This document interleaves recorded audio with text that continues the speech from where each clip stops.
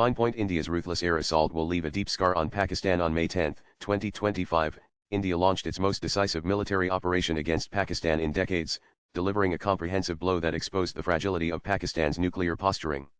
What began as a calibrated counter-terror operation swiftly escalated after Pakistan fired a ballistic missile reportedly capable of carrying a nuclear warhead towards Sirsa in India, prompting an overwhelming retaliatory response from the Indian Air Force. And for the third consecutive night, Pakistan had launched waves of drones and fighter jets along the western border. But the situation dramatically escalated when a Fateh-2 ballistic missile, with nuclear potential, penetrated deep into Indian airspace before being intercepted over Sirsa in a massive explosion. This blatant escalation crossed a red line. This was when BrahMos entered the picture. And India responded with ferocity. Prime Minister Narendra Modi authorized a retaliatory campaign bigger in scale than Operation Sindoor, targeting Pakistan's military infrastructure and strategic depth. Within hours, the Indian Air Force launched precision strikes on 11 major Pakistani air bases. Armed with BrahMos, Hammer, and Scalp missiles, India devastated critical military assets in Rawalpindi, Bahawalpur, Rahim Yar Khan, and beyond. One of the most significant targets was the Nurkan Air Base near Rawalpindi, home to Pakistan's military transport and air refueling capabilities and in proximity to the Strategic Plans Division, which oversees Pakistan's nuclear command. The message was unmistakably loud: India has the ability to decapitate Pakistan's nuclear command structure. Pakistan was officially in panic mode. And India's strikes were not symbolic, they were surgically devastating. The runway at Rahim Yar Khan was reportedly flattened. The radar base in Chennai was knocked out.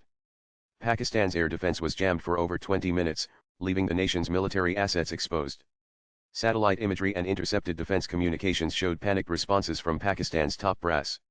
Video footage of explosions across the length and breadth of Pakistan, including its suspected nuclear sites near Kirana Hills and Sargat Ha, further demonstrated the severity of India's operations. In fact, a statement from the Indian Air Force's DGMO established an unspoken truth.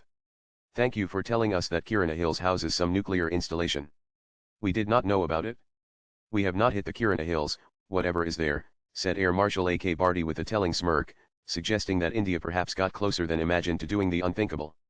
That's a good grey area to be in to keep Pakistan on its toes and think twice before wielding its nuclear card. India went from exercising restraint to adopting a gravely hostile, tactical posture, positioning itself to do the unthinkable beyond Pakistan's imagination, all to strike terror in the heart of the terror sponsor, painting an image of what total annihilation could look like for a country with 170 nuclear weapons. And every Indian missile hit its target.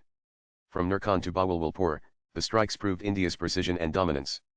Meanwhile, not a single Pakistani missile found success, as India's multilayered air defense shield proved to be impenetrable with God-level efficiency. With this, India not only thwarted Pakistan's brazen attacks on its cities but exposed the hollowness of its arsenal of Turkish drones and Shin's missiles. Indian intelligence intercepted panic communications across Pakistani defense networks, highlighting fears that India would next target the heart of Pakistan's nuclear infrastructure. With key installations already hit, Islamabad was suddenly staring at total strategic paralysis. And India had Pakistan by the throat. Fearing annihilation, Pakistan rushed to the Americans for mediation.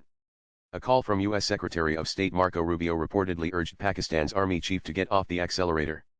But India remained resolute it would not enter any mediation process with Pakistan. The Pakistani DGMO, who had earlier ignored India's outreach following the strikes on 9 terror bases, was now calling India just days later. India made him wait over 2 hours before finally granting him an audience. From the outset, India's objective was clear: to eliminate Pakistan's terror hubs and launch pads. Pakistan's daily escalations, aimed at provoking a larger conflict and manipulating the narrative, only exposed its desperation. But India's disproportionate response, striking Pakistani military bases with impunity and intent, forced the DGMO to plead for talks, and that's the big story. A loose understanding of a possible ceasefire was eventually reached. India made 2 things clear: there must be no more terror attacks on Indian soil, and the restoration of the Indus Waters Treaty is off the table. In fact, in his address, PM Modi established 3 red lines that Pakistan and the world will take note of. Any terror attack on India will receive a crushing retaliation. India will never bow to nuclear blackmail. And India will no longer differentiate between the state and non-state actors. A terror-sponsoring state and its terrorist organizations are one and the same. That means Pakistan's military installations are permanently fair game. And the simple truth is that India's Operation Sindoor was about striking Pakistan's terror hubs, but thanks to Pakistan's escalatory miscalculations, Sindoor went on to pummel 11 of its military bases, including Rawalpindi, Shahbaz, Rahim Yar, Sargat Ha, Skardu, all symbols of their military power. We made our point loud and clear. That's a solid military win. Swipe left for next video. India's operation was more than retaliation. It was a calibrated demonstration of air dominance, strategic depth, and political will. By establishing air superiority over Pakistan and threatening its most guarded assets, India shredded the myth of Pakistan's nuclear invincibility. The message was clear: aggression will be met with overwhelming force. This was not war. This was absolute dominance. And Pakistan, for all its posturing, was left exposed militarily, strategically, and diplomatically. Views expressed in the above piece are personal and solely those of the author. They do not necessarily reflect News 18's views. Latest blogs.